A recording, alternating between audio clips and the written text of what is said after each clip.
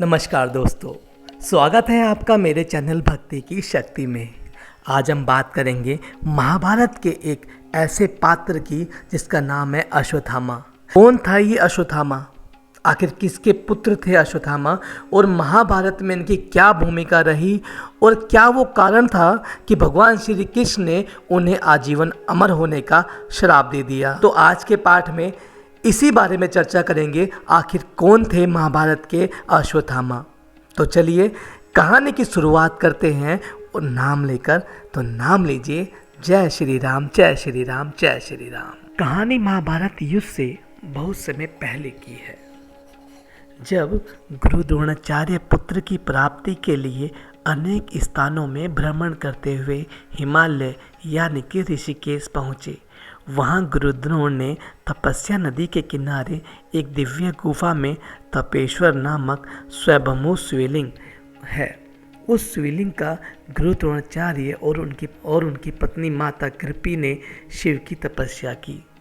गुरु द्रोण और माता कृपी की तपस्या से खुश होकर भगवान शिव ने उन्हें पुत्र प्राप्ति का वरदान दे दिया। भगवान शिव के वरदान के कुछ वक्त बाद ही माता कृपी ने एक सुंदर और तेजस्वी बालक को जन्म दिया।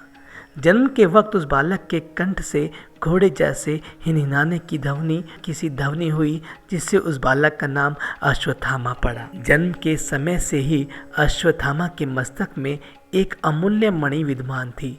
ये मणि अश्वत्थामा को दानव, दैत्य, शस्त्र, व्याधि, देवता, नाग आदि से निर्भय रखती थी। महाभारत युद्ध के वक्त गुरु द्रोण ने हस्तिनापुर यानी कि मेरठ राज्य के प्रति निष्ठा होने के कारण कौरवों पक्ष का साथ देना उचित समझा। अश्वत्थामा भी अपने पिता की तरह शस्त्र और शास्त्र विद्या में निपुण थे। महाभारत के युद्ध में पिता पुत्र ने सक्रिय रूप से भाग लिया था। महाभारत युद्ध के वक्त ये कौरव पक्ष के ही सेनापति थे। उन्होंने घटोत्कच के पुत्र अंजनापर्वा का वध किया। उसके अतिरिक्त अश्वत्थामा ने शत्रुंजय, द्रुपद कुमार, बलानीक, जयानीक, जयदेव तथा राजा शुतराहु को भी मार डाला। अश्वत्थामा ने ही कुंती भोज के 10 पुत्रों का भी वध किया। पिता पुत्र की जोड़ी ने महाभारत युद्ध के वक्त पांडव सेना को तितर बितर कर दिया। पांडवों की सेना की हार देखकर भगवान श्री कृष्ण ने युधिष्ठिर से कूटनीति का सहारा लेने को कहा। भगवान श्री कृष्ण की योजना के तहत कुरुक्षेत्र में चारों तरफ यह बात फैला दी गई कि अश्वत्थामा मारा गया। यह बात जब गुरु द्रोणाचार्य को पता चली, जब गुरु द्रोणाचार्य ने धर्मराज युधिष्ठिर से अश्वत्थामा की सत्यता जाननी चाही, तब युधिष्ठिर ने जवाब दिया, अश्वत्थामा मारा गया परंतु हाथी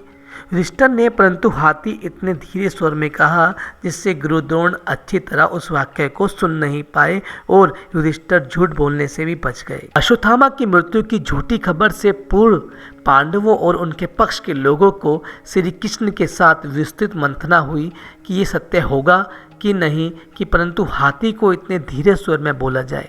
जब ये बात युधिष्ठिर गुरु द्रोण को बता ही रहे थे, तब श्री कृष्ण ने उसी समय शंखनाद किया, जिसके शोर से गुरु द्रोणाचार्य आखिरी शब्द नहीं सुन पाए। गुरु द्रोण ने अपने प्रिय पुत्र की मृत्यु को समाचार सुन अपने शस्त्रों को त्याग कर दिया और युद्धभूमि में ही आंखें बंद कर शोक अवस्था में बैठ गए। गुरु द्रोणाचार्य को निहत्था जानकर द्रुपद पुत्र दुष्टद्युम्न ने तलवार से उनका सिर काट डाला। गुरु द्रोणाचार्य की निर्मम हत्या के बाद पांडवों की विजय होने लगी। इस तरह महाभारत युद्ध में अर्जुन के तीरों व भीम की गदा से कौरवों पक्ष का नाश हो गया। दुष्ट और अभिमानित दुर्योधन की जांग भी भीम ने मल्लयुद्ध में तोड़ दी। अपने राजा और अपने परम मित्र दुर्योधन की ऐसी दशा देखकर अपने पिता द्रोणाचार्य की मृत्यु का स्मरण कर अश्वत्थामा अधीर हो गया। दुर्योधन पानी को बांधने की कला जानता था। जिस तालाब के पास दुर्योधन और भीम का गदा युद्ध चल रहा था, उसी तालाब में दुर्योधन घुस गया और पानी को बांधकर छुप गया। दुर्योधन की पराजय होते ही युद्ध में पांडवों की जीत पक्की हो गई। सभी पांडव खेमे के लोग जीत की खुशी मना रहे थे। अश्वत्थामा ने अपने पिता द्रोणाचार्य वध के बाद अपने पिता की निर्मम हत्या का बदला लेने के लिए पांडवों पर नारायण अस्त्र का प्रयोग किया था। जिसके आगे सारी पांडव सेना ने हथियार डाल दिया था।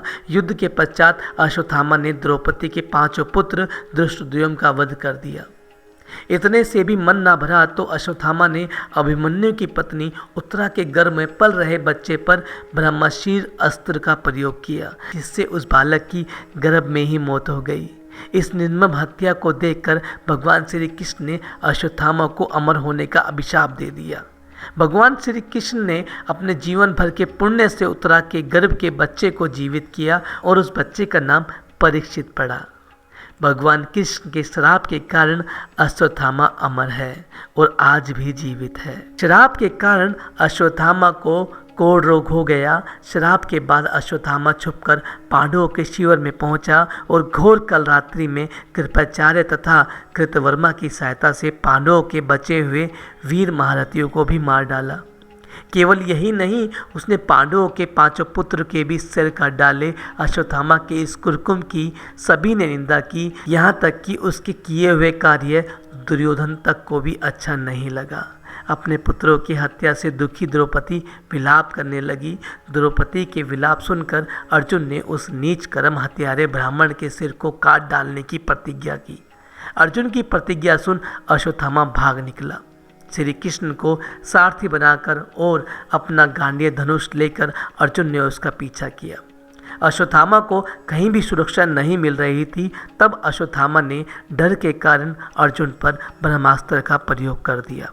अश्वत्थामा ब्रह्मास्त्र का प्रयोग तो जानता था, पर उसे लौटाना नहीं जानता था। उस अति प्रचंड अग्नि को अपनी ओर आता देखकर अर्जुन ने भगवान श्री कृष्ण ने विनती की, हे जनार्दन, आप ही सृष्टि को रचने वाले परमेश्वर हैं। सृष्टि के आदि और अंत में आप ही शेष रहते हैं। आप ही अपने भक्तजनों की रक्षा के लिए अवतार ग्रहण करते हैं।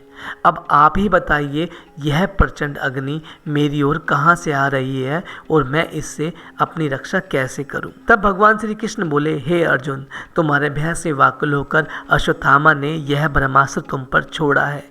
ब्रह्मास्त्र से तुम्हारे प्राण घोर संकट में हैं। अश्वत्थामा इसका प्रयोग तो जानता है, परंतु इसके निवारण से अनभिज्ञ है। इसे बचने के लिए तुम्हें भी अपने ब्रह्मास्त्र का प्रयोग करना होगा, क्योंकि ब्रह्मास्त्र का अन्य किसी भी अस्त्र से इसका निवारण नहीं हो सकता। श्री कृष्ण की इस मंत्रणा को सुनकर अर्जुन ने भी तत्काल अपना ब्रह्मास्त्र भी छोड़ दिया। दोनों ब्रह्मास्त्र परस्पर भिड़ गए और प्रचंड अग्नि उत्पन्न होकर तीनों लोगों को तप्त करने लगी।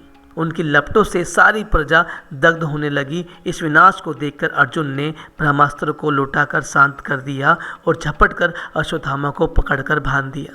श्री कृष्ण बोले, हे अर्जुन, धर्मात्मा सोए हुए, असावधान, मत वाले, पागल, अज्ञानी, रथहीन, स्त्री तथा बालक को मारना धर्म के अनुसार वर्जित है।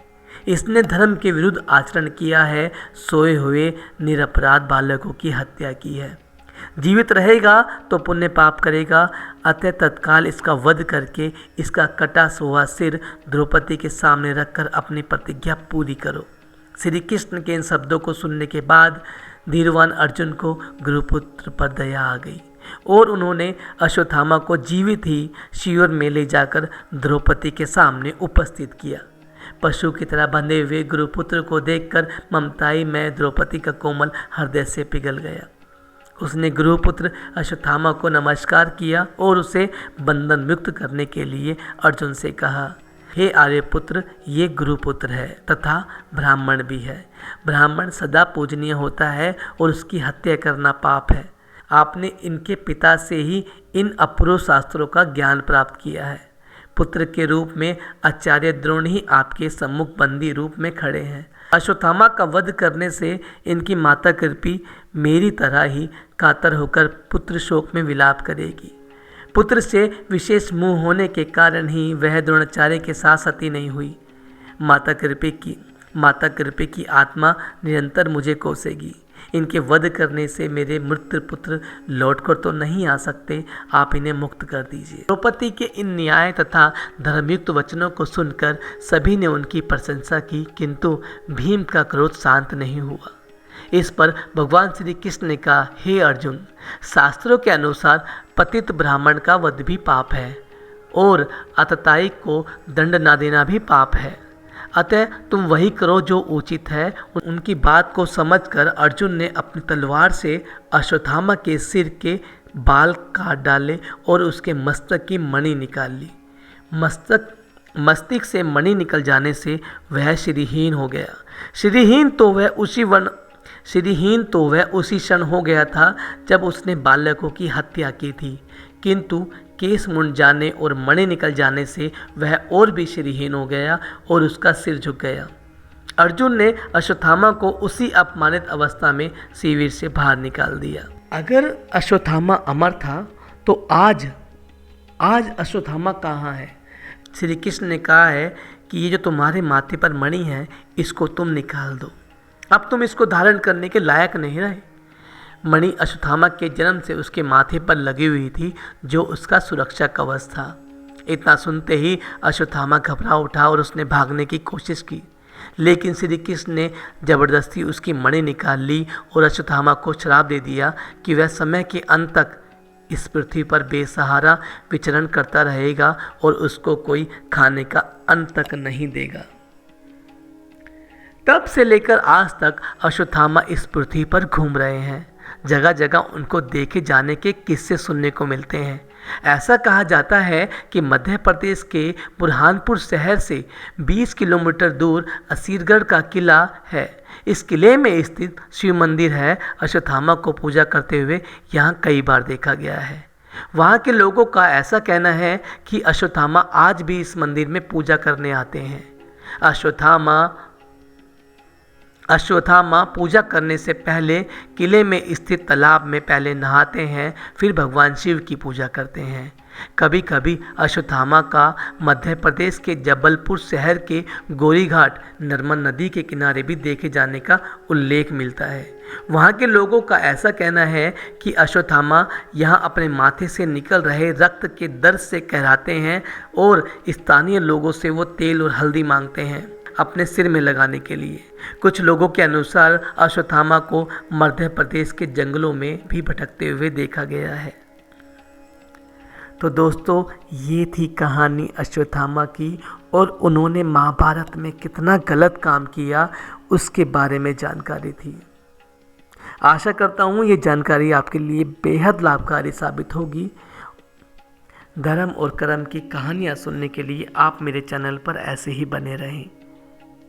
अब मैं आपसे आगे लेना चाहूँगा, तो नाम लेके मुझे आगे दीजिए। जय श्री राम, जय श्री राम, जय श्री राम।